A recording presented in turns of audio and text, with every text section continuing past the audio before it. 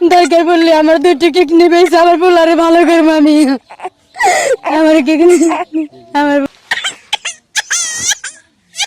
কষ্ট হইতেছে, কি হয়েছে?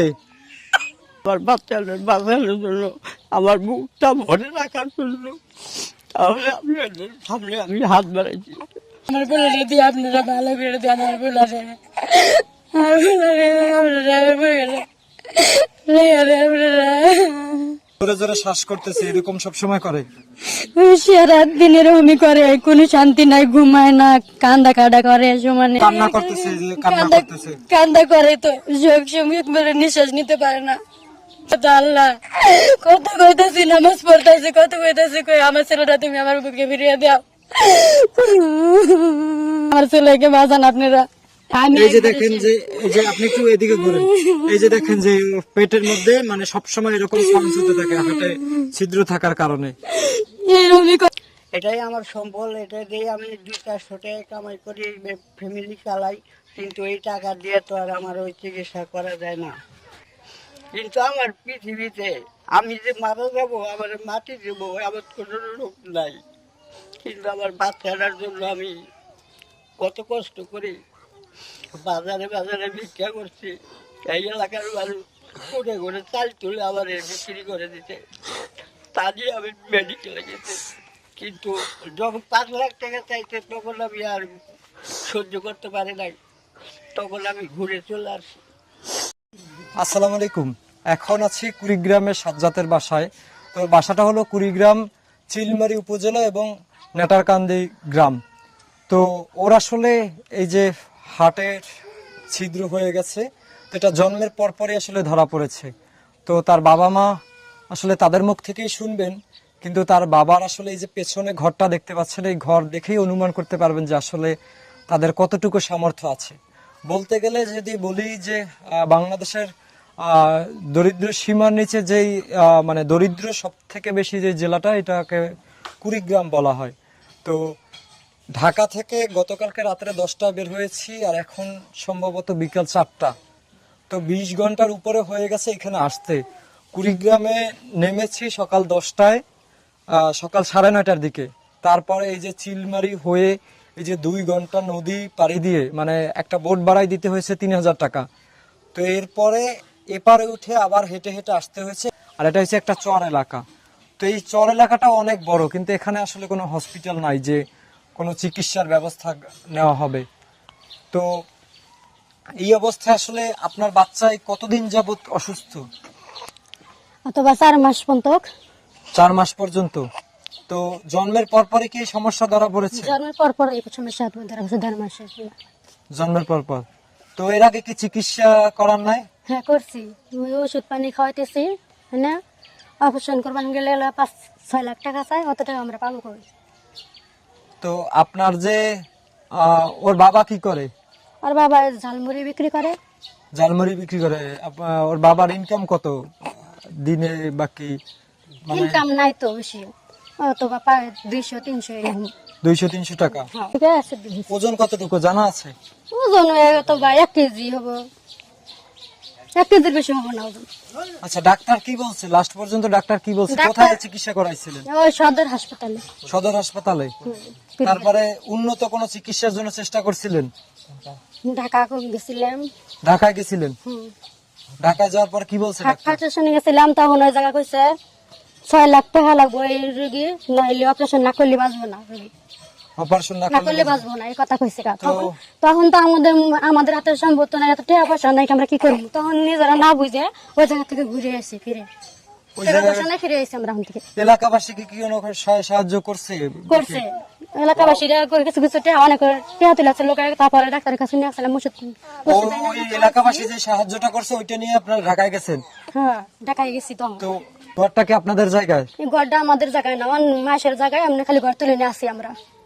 আচ্ছা, আপনারা দেখতে পাচ্ছেন যে এই আসলে এই যে আমাদের যাই হোক, আমাদের বরিশালে যে আমার গ্রামের বাড়ি, তো এলাকায় এইগুলা খড়কুটা দিয়ে আমরা রান্না করি আসলে। মানে উপরে একটু টিন আছে, তাও নষ্ট হয়ে যাওয়া, ভাঙা। আর বিষয়টা হচ্ছে এই যে খড়কুটা দিয়ে যেগুলো আমরা রান্না করি বাকি গরু ছাগলরে খাওয়াই, সেই জিনিসগুলো দিয়ে আসলে একটা বাসস্থান তৈরি হয়েছে। তো এই বাসস্থানে আসলে দেখলেই আপনারা অনুমান করতে পারবেন যে আসলে তার বাবা মায়ের কতটা সামর্থ্য আছে। তো আপনি এই যে বাচ্চারা কি সারাদিন এরকম কান্নাকাটি করে আর এরকম এই যে শ্বাস প্রশ্বাস এরকম ভাবে নেয়? সব সময় করে। ও যখন খায় তখন আমি নিয়ে বসে থাকি। এমন সময় আছে রাত করে ঘরে থাকতে পারি না, বাইরে নিয়ে ঘুরতে হয়, সারাক্ষণ কান্নাকাটি করে। আর এই যে অবস্থা দেখতেছেন, টাকা না থাকে তখন মানুষের কাছে হাত বাড়াই, ঋণ করি, হাওলাত করি, করে আমার বাচ্চার জন্য ওষুধ কিনে আনি। তো যদি আপনারা দেশ থেকে বিদেশে যারা আছেন তাদের কাছে আমার একটা অনুরোধ, আমার বাচ্চাটারে বাঁচানোর জন্য আপনারা যদি কিছু সহযোগিতা করেন আমার বাচ্চারে বাঁচানোর জন্য, তাহলে আমি চিকিৎসা করে আমার বাচ্চাটা নিয়ে আমি বুকে নিয়ে আর আমি ঘুমাইতে পারবো। এটা এই যে আপনারা আসলে দেখতে পাচ্ছেন যে ওর আসলে শরীরে মানে ওজন বলতে 2 কেজি ওজন আছে কিনা আমি সন্দেহ, কিন্তু বাচ্চাটা কিভাবে মানে কতটা অসহায় মানে দিকে তাকাই রয়েছে যে আসার পর থেকে আসলে মানে ওর এই যে দেখতে পাচ্ছেন যে পেটের মধ্যে আসলে ওর যে কষ্টটা হইতেছে, মানে এটা আসলে কাউকে বোঝানো আসলে সম্ভব না যে একটা মাসুম বাচ্চা, মানে ও তো বাচ্চা তো পবিত্র, মানে ও শিশুদের থেকে পবিত্র আসলে কিছুই নাই।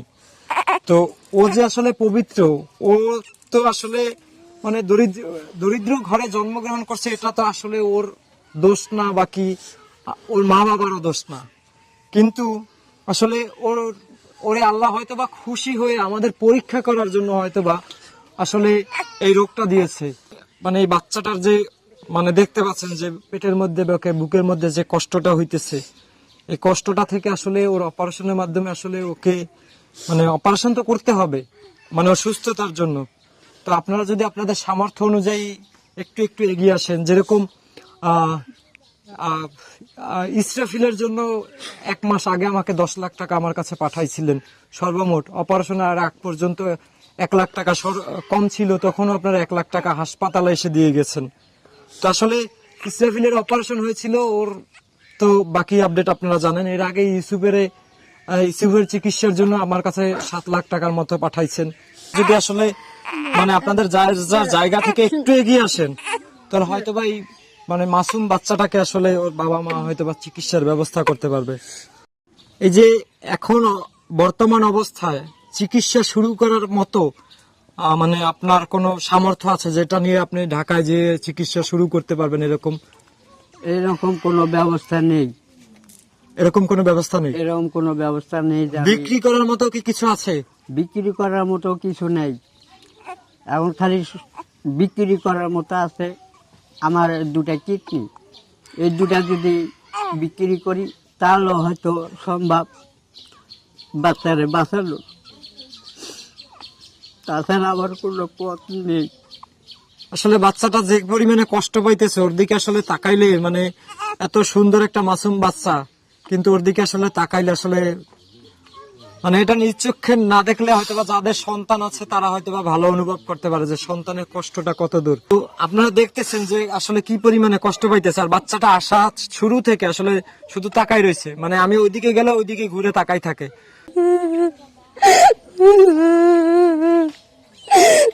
শুধু তাকাই আছে। আসলে এই যে মায়াবী একটা মুখ, মানে অসহায়ের মতো যে তাকাই থাকে, এটা আসলে দেখলে আসলে মানে কেউ আসলে সহ্য করতে পারবে না। 1 থেকে 1.5 মাসের ব্যবধানে ইউসুফ আর ইসরাফিলের জন্য আমার কাছে প্রায় 17 লক্ষ টাকা আপনারা সাহায্য পাঠিয়েছেন, যেটা আমার ইউটিউব, ফেসবুক পেজ, এখানে ভিডিও প্রত্যেকটা দেওয়া আছে।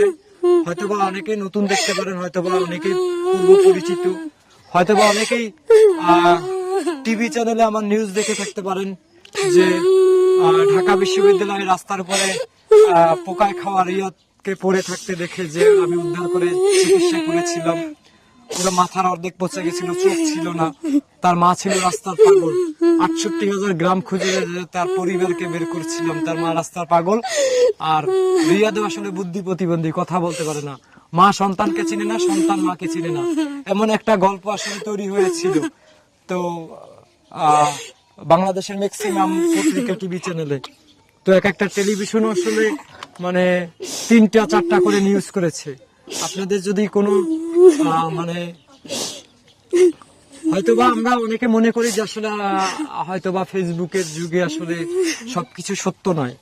তো আসলে সবাইকে যাচ করার আগে অবশ্যই সেটা সত্য কিনা একটু যাচাই করে নেবেন। অবশ্যই এমন একটা পরিবারের জন্য আসলে যার যার সামর্থ্য অনুযায়ী একটু এগিয়ে আসুন। এই বাচ্চাটার মুখের দিকে তাকাই যে ও আসলে কি পরিমাণে কষ্ট পাইতেছে। তো সবাই যদি যার যার জায়গা থেকে একটু একটু এগিয়ে আসেন, এটা অসম্ভব না আসলে। যে মাসুম বাচ্চাটা ও আসলে মানে পবিত্র, ও কিন্তু অসহায় না। মানে ওকে দিয়ে আসলে আল্লাহ আসলে আমাদের পরীক্ষা করতেছে যে আসলে আমরা কত, আমাদের বিবেক কতটা জাগ্রত আছে, আমাদের মনুষ্যত্ব কতটা বেঁচে আছে। আসলে এই যে মানে ওর তো কোনো দোষ বাকি কোনো অন্যায় নেই, ওর সাথে কারো রাগ অভিমান নেই। আসলে চিকিৎসাটা পাওয়ার অধিকার আছে মানুষ। আমাদের তো ধর্ম বর্ণ যেটাই হোক না কেন, আমাদের সব থেকে বড় ধর্ম আমরা মানুষ। তো আমাদের প্রত্যেকের আসলে চিকিৎসা পাওয়ার অধিকার আছে। আমরা অনেক অধিকার নিয়ে কথা বলি, কিন্তু আসলে মানে আমাদের সর্বপ্রথম মৌলিক অধিকার হচ্ছে চিকিৎসা, শিক্ষা, বাসস্থান। তো এই যে তার বাসস্থান আর এই যে তার চিকিৎসা, তো এইগুলো তো তাদের অধিকার। এই অধিকারগুলো নিয়ে আসলে মানে আমাদের বর্তমান তরুণ সমাজের আসলে উদ্যোগ নেওয়ার প্রয়োজন। এগুলো নিয়ে কথা বলা প্রয়োজন যে আসলে মানে আমাদের দেশে প্রত্যেকটা, আমাদের আশেপাশে প্রত্যেকটা আত্মীয় স্বজন কেউ না কেউ চিকিৎসার অভাবে টাকা থাকতেও আসলে মারা যাচ্ছে, মানে বাংলাদেশে চিকিৎসা নেই বলে। এইগুলো নিয়ে আসলে আমাদের আন্দোলন হওয়া প্রয়োজন। এই যে আমাদের ছাত্র ভাই বোনরা এখনো গুলিবিদ্ধ হয়ে হাসপাতালে, তাদের পঙ্গুত্ব জীবনের জন্য, তাদের হাত নেই, পা নেই, চোখ নেই, এই জীবনের বিনিময়ে আসলে কেউ কবরে শুয়ে আছে, কেউ হাসপাতাল আছে। এই জীবনগুলোর বিনিময়ে আসলে আমরা এই যে স্বাধীন বাংলাদেশ এখন বলে বেড়াই। তো আসলে সবার আগে এত এত আন্দোলন, এত এত পরিবর্তনের আগে এই যে যারা চিকিৎসার অভাবে, যাদের রক্তের বিনিময়ে আমরা দেশটা পেয়েছি, তাদের রক্তের ঋণটা পরিশোধ করা প্রয়োজন আমাদের। আমরা এত এত আন্দোলন যে করছি, আমাদের এই মানুষগুলোর, এই যে যারা একেবারে মানে হতদরিদ্র মানুষগুলো আছে, তাদের তো চিকিৎসা পাওয়ার অধিকার আছে। তাদের চিকিৎসাটার আগে ব্যবস্থা হোক। আমাদের অনেক মৌলিক অধিকার আছে, এই অধিকারগুলো আগে পূরণ করি না আমরা সবাই মিলে একত্র করে, তারপরে না আমরা অন্যান্য অধিকার নিয়ে কথা বলি। মানে অসহায় মানুষগুলা যেন মানে উপরে আল্লাহর কাছে গিয়ে দাবি না করে যে আমাদের সভ্য সমাজ, আমাদের শিক্ষিত সমাজ, আমাদের টাকাওয়ালা সমাজ আমাদের একবেলা খাবারের ব্যবস্থা করেনি, একবেলা মানে একটু চিকিৎসার ব্যবস্থা করেনি, তারপরে আমরা বৃষ্টি রোদে রাস্তায় থেকেছি, একটু বাসস্থানের ব্যবস্থা করেনি। এই অভিযোগগুলো যেন এই নিম্ন শ্রেণীর মানুষগুলো আসলে না দেয় আমাদের উপরে। এই শিশুগুলো যদি আসলে কিয়ামতের দিনে আমাদের কাছে দাবি করে, আল্লাহর কাছে যদি দাবি করে যে তুমি কোন পৃথিবীতে আমাকে পাঠাইলা, যে এই পৃথিবীতে আমার একটু চিকিৎসা হয় নাই, তুমি তো যদি বলে যে আল্লাহ এই যে অসুখ বিসুখ কিন্তু আসলে আল্লাহ বেজার হয়ে কেউকে দেয় না, এটা খুশি হয়ে দেয়। কন্যা সন্তান, মেহমান, বৃষ্টি, অসুখ, এগুলো আসলে আল্লাহ তাআলা খুশি হয়ে বান্দাকে দেয়। তো এখন যদি এই শিশুগুলাই কিয়ামতের দিন দাবি করে যে তুমি যেই রোগ আমাকে খুশি হয়ে দিলা, সেই রোগের কারণে আমাদের সমাজ আমাকে অবহেলা করলো, আমার চিকিৎসার ব্যবস্থা করলো না, তাহলে আসলে আমাদের জবাব দেওয়ার মতো কোনো জায়গা থাকবে না। তো আসলে মানুষের জন্য আপনার একটু সহযোগিতা, একটু সহানুভূতি যদি পায়, আর একটু সহযোগিতা যদি পায়, তাহলে ওর চিকিৎসাটা সম্পূর্ণ হতে পারে। একটু যদি সহানুভূতির মাধ্যমে যদি আপনি ভিডিওটা শেয়ার করে আপনার বন্ধু বান্ধবের সাথে পৌঁছে দিতে পারেন, সেটা অনেক বড় একটা জিনিস। হতেই তো পারে এই বাচ্চা সুস্থ হয়ে আগামীর জন্য একদিন অনেক কিছু করবে, আগামী সমাজের জন্য। আপনারা যারা আমাকে একটু হলেও চিনেন, তারা জানেন যে আমার চিকিৎসাটাও মানুষের সাহায্যে হয়েছিল, কিন্তু আজকে আমি শত মানুষের চিকিৎসার ব্যবস্থা করে দিতে পেরেছি।